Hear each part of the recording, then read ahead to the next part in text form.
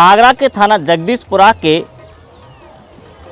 थाने के मालखाने में हुए चोरी और उसके आरोप में गिरफ्तार थाने के ही प्राइवेट सफाई कर्मचारी अरुण की पुलिस की पिटाई से हुई मौत के बाद में राजनीति गर्म आ गई है।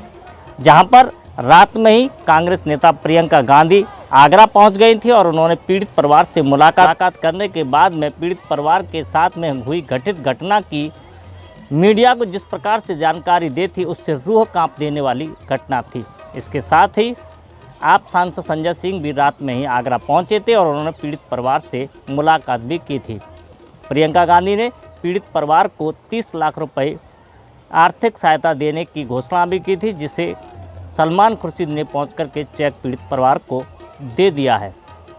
इसके साथ ही मायावती के निर्देश पर बहुजन समाज पार्टी का भी एक प्रतिनिधिमंडल पीड़ित परिवार से आज मिला है। उसने भी पीड़ित परिवार से मुलाकात करने के बाद आरोपी पुलिसकर्मियों पर कार्रवाई की मांग की है।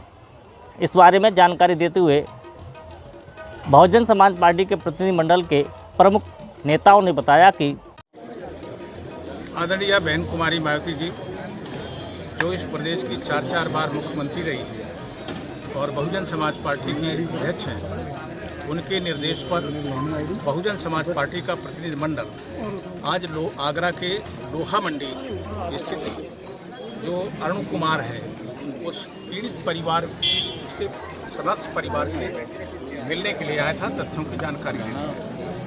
यह मिल करके परिवार के लोगों से मिल करके जो जानकारी हासिल हुई, उस जानकारी से पता चला कि ये तो जहाँ इनका निवास है ये तो लोहा मंडी थाने के अंतर्गत आता है। अरुण कुमार और इनके पिता स्वर्गीय संपत लाल एक टेम्परेरी सफाई कर्मी का काम करते थे जगदीशपुरा थाने।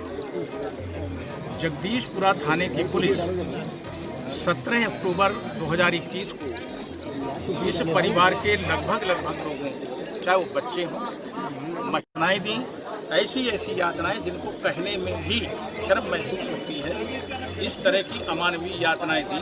वो बच्चा तड़प करके पुलिस की मार से मर गया।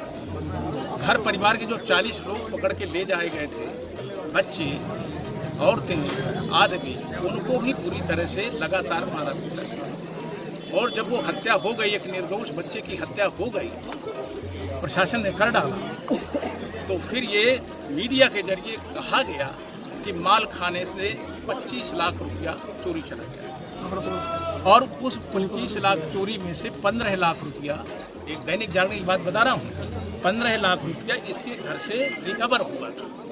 ये 15 लाख का इंतजाम किसने किया? इस घटना को नया मोड़ देने का या गुनाहों से बचने के लिए इस प्रकार की साजिश किसने रची, वो भी पकड़ में आई। बहरहाल ये विभत्स घटना है और जितनी भी निंदा की जाए वो कम। गोरखपुर के बाद गोरखपुर में व्यापारी की हत्या पुलिस ने की और ये दूसरी घटना यहाँ घटी है। ये वाल्मीकि समाज से वास्ता रखता है।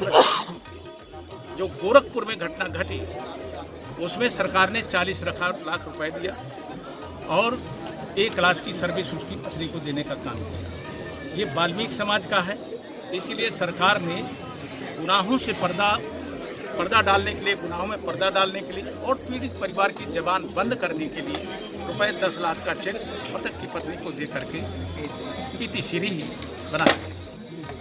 पूरे प्रदेश में जब से भारतीय जनता पार्टी की सरकार आई, श्री योगी के नेतृत्व में जो सरकार उत्तर प्रदेश में चली, पूरे प्रदेश में अनुसूचित जाति, अनुसूचित जनजाति और जो कमजोर तबके के लोग, उनका जीना हराम कर दिया। इतने अपराध हुए हैं बालिकाओं के साथ, नाबालिग बच्चियों के साथ, महिलाओं के साथ और पुरुषों के साथ इतनी जुल्म-ज्यादती हुई है कि एनसीआरबी की रिपोर्ट बताती है कि उत्तर प्रदेश ने अपराध के मामले में भारतवर्ष को टॉप किया।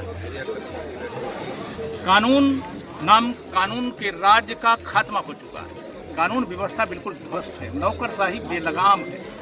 और ऐसी स्थिति में ये मैं कह के जा रहा हूँ, बहुजन समाज पार्टी कह रही है कि इस पीड़ित परिवार के साथ हर मामला में कंधे से कंधा मिलाकर के खड़ी रहेगी जब तक न्याय नहीं होगा। ऐसे लोग जिन्होंने हत्या की है वो 302 के अभियुक्त हैं। वे लोग SC ST एक्ट के लिए अभियुक्त हैं। और हत्यारों के अलावा जो उन्हें बचाने वाले अधिकारी हैं जिन्होंने मौन धारण कर लिया है, वो SC/ST एक्ट की धारा अध्याय 2 के